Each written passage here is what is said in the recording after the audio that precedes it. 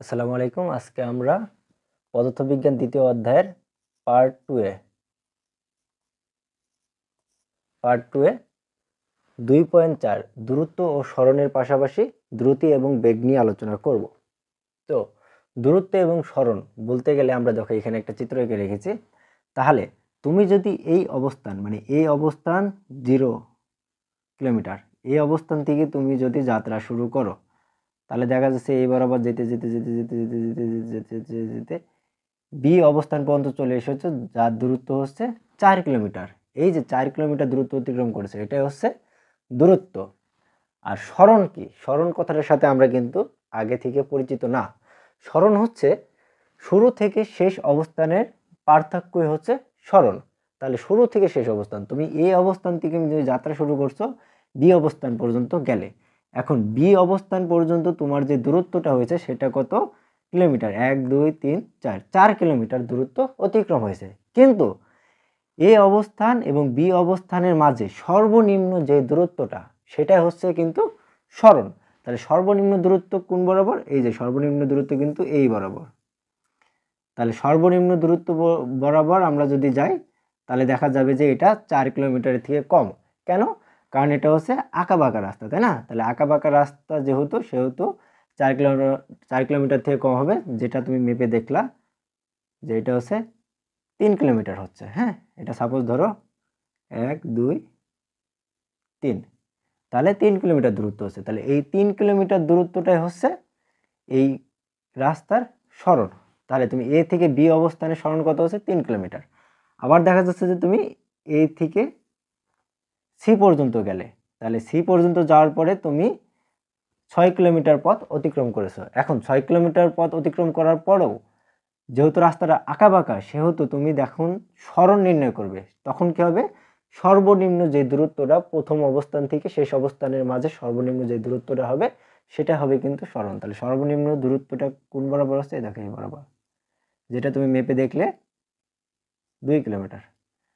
তাহলে 1 2, তাহলে এইটুকু দূরত্ব হচ্ছে কত? এই দূরত্বটা হচ্ছে 2 কিলোমিটার। কিন্তু তুমি এ থেকে সি পর্যন্ত আসতে কিন্তু তোমার 6 কিলোমিটার দূর অতিক্রম করতে হয়েছে। কিন্তু সরণ যখন করবে, তখন তোমার যেহেতু সর্বনিম্ন দূরত্বটা হবে এ থেকে সি এর অবস্থান, সেটা হচ্ছে তার সরণ। তাহলে সরণ সম্পর্কে আমরা মোটামুটি একটা আইডিয়া পেয়ে গেছি। এবার দেখো দ্রুতি এবং বেগ নিয়ে আলোচনা করব, যেই ক্ষেত্রে দ্রুতিটা হচ্ছে দূরত্ব রিলেটিভ এবং বেগটা হচ্ছে সরণ রিলেটিভ। এবার দেখো আমরা হচ্ছে দ্রুতি এবং বেগ নিয়ে আলোচনা করব। দ্রুতি কি? দ্রুতি হচ্ছে সময়ের সাথে দূরত্বের পরিবর্তনের হার। আর বেগ কি? বেগ হচ্ছে সময়ের সাথে সরণের পরিবর্তনের হার। তাহলে বেগের ক্ষেত্রে কি সরণ, আর হচ্ছে দ্রুতির ক্ষেত্রে দূরত্ব, তাই না? তাহলে সূত্রটা কেমন আসবে? দ্রুতিকে যদি আমরা ভি দ্বারা প্রকাশ করি, তাহলে দ্রুতি সমান সমান দ্রুতি সমান সমান কি? দূরত্ব সময়ের সাথে দূরত্বের পরিবর্তনের হার। তাহলে দূরত্ব বাই সময়।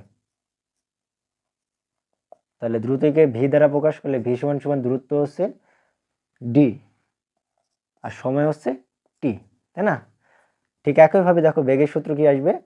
সময়ের সাথে সরণের পরিবর্তনের হার। তাহলে বেগ সরণ আর সময়।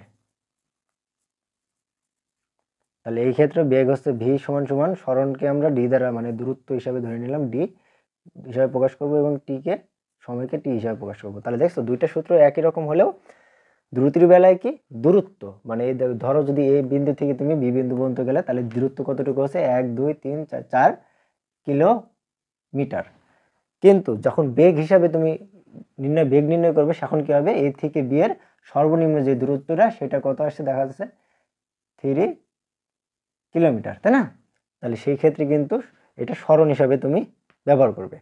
তাহলে দেখো আমরা যদি দুইটা ম্যাথ করি এটা থেকে, দেখো তাহলে কি আসবে? সূত্রটা আমরা এখন মুছে দেব।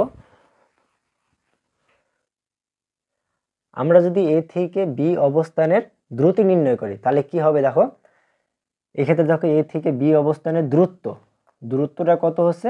4 কিলোমিটার। তাহলে দূরত্ব ডি সমান সমান 4 কিলোমিটার। আগে সূত্রটা লিখি, ভি সমান সমান d/t।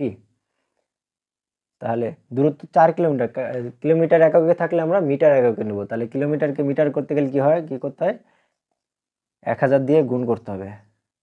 বাঘ টি কত লাগছে, দেখা যাচ্ছে যে এইখান থেকে এই বরাবর যাইতে তোমার 20 মিনিট সময় নিয়েছে। হ্যাঁ, টাইম তুমি কতটুকু নিয়েছো, 20 মিনিট সময় নেওয়ার পরে তুমি 4 কিলোমিটার দূর অতিক্রম করছো। তাহলে সময়ের মান যদি মিনিটে থাকে তাহলে আমরা কিসে বের করে নেব, সেকেন্ডে বের করে নেব। তাহলে 1 মিনিট সমান 60 সেকেন্ড, অতএব 20 মিনিট সমান 20 গুণ 60। তাহলে এটা যেটা উত্তর বের হবে সেটাই হচ্ছে উক্ত এ থেকে বি বস্তুর দ্রুতি। এখন যদি এ থেকে বি এর দ্রুতির বদলে আমরা যদি সরণ নির্ণয় করতে পারি, সরণের ক্ষেত্রে বেগ যদি নির্ণয় করতে বলা হয় তোমাকে যে এ থেকে বি অবস্থানে বেগ নির্ণয় করো, সেই ক্ষেত্রে কি করবা, সেই ক্ষেত্রে কি হবে, বেগে সরণ হবে, দ্রুতি হবে না, তাই না? তাহলে সরণটা কতটুকু হবে, এ থেকে বি, দেখো এই সর্বনিম্ন দূরত্বটা হচ্ছে সরণ। তাহলে সর্বনিম্ন দূরত্ব কত হচ্ছে, 3 কিলোমিটার। তাহলে 3 কিলোমিটার, তার মানে এইখান থেকে এমনি দিয়ে গেছো, তার মানে যাইতে তোমার সময় লাগছে কত, ঠিক একই পরিমাণ সমান টি সময় লাগছে। তাহলে টি কত, 20 মিনিট। তাহলে সময় একই লাগছে, কিন্তু সর্বনিম্ন যে সরণটা তোমার দূরত্বটা, হ্যাঁ, সেটা কত হচ্ছে 3 কিলোমিটার। তাহলে এই ক্ষেত্রে তোমাকে যদি বেগ নির্ণয় করতে বলে, তাহলে বেগের সূত্র কি, বেগের সূত্র একই, ভি সমান সমান ডি হচ্ছে সরণ বাই টি। তাহলে ডি কতটুকু, 3 কিলোমিটার, 3 ইন্টু 1000 ভাগ সময় একই সময় লাগবে, টি সমান সমান 20 ইন্টু 60। তাহলে উত্তর কত হবে,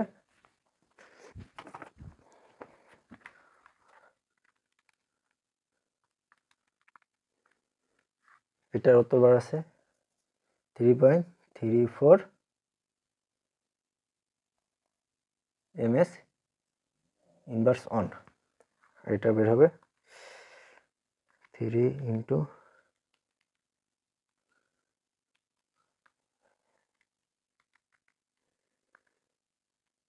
এটা বের হবে 2.5 ms ইনভার্স অন। এখন দেখো ভাই ms ইনভার্স অন কি করে আসলো, হ্যাঁ, এখন বইয়ে তো দেওয়া আছে যে মাত্রা হচ্ছে lt ইনভার্স অন, এটা দেওয়া আছে মাত্রা, তাই না? হ্যাঁ, যদি মাত্রার কথা বলা হয় সেই ক্ষেত্রে কিন্তু এটা বসবে। যদি মাত্রার পরিবর্তে আমরা যদি বসাই, একক বসাই, তাহলে কি বসবে, দেখো ms ইনভার্স অন। কিসের জন্য বসবে, উপরের মানটা দেখো 4 কিলোমিটার, কিলোমিটারকে আমরা মিটারে প্রকাশ করছি, তাহলে এটার একক কি আসছে, এটার আসছে কিন্তু m, তাই না? আর এ বরাবর দেখো, এ বরাবর কি, এ বরাবর সময়, সময় টি, টি এর মান মিনিট থেকে আমরা সেকেন্ডে পরিণত করছি, তাহলে সেকেন্ডের এটা কি আসছে, এস আসছে। তাহলে তোমাকে যদি এটা দেওয়া হয়, এটা মূলত এরকম আছে এম এস। এখন এই এম এসকে তুমি যদি এসকে উপরের দিকে নিয়ে যাও সেই ক্ষেত্রে কি হবে, সেই ক্ষেত্রে কিন্তু এম যখন এস যখন উপরে উঠে যাবে এখন M S inverse minus on বা ইনভার্স অন এটা হবে, ঠিক আছে? তাহলে এম এস ইনভার্স অন এই এককটা তুমি বসাবা। তাহলে এই এককটা কিভাবে হলো বুঝতে তো পারছো, আশা করি বুঝতে পারছো। তো আজকে মূলত হচ্ছে এতটুকুই বোঝানোর ছিল। তো পরবর্তী ক্লাসে হচ্ছে ম্যাথ রিলেটিভ নিয়ে আসবো। তো সবাই ভালো থাকবে, সুস্থ থাকবে, আল্লাহ হাফেজ।